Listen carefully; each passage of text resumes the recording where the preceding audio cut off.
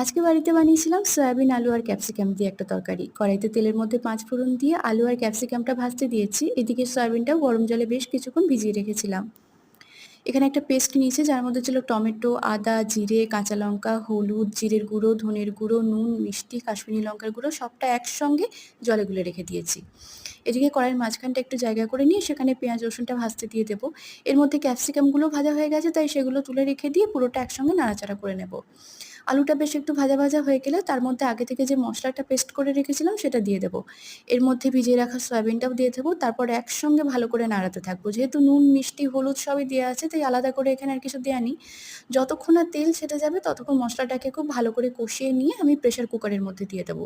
তবে প্রেসার কুকারে দিচ্ছি মানে কিন্তু সিটি দেবো না, জাস্ট ভাপিয়ে নেওয়া, না হলে আলুগুলো এখন একটু শক্ত থেকে যায়। পরিমাণ মতন জল দিয়ে একটু সেদ্ধ করে নেব আর নামানোর আগে একটু গরম মশলা দিয়ে নামিয়ে নেব।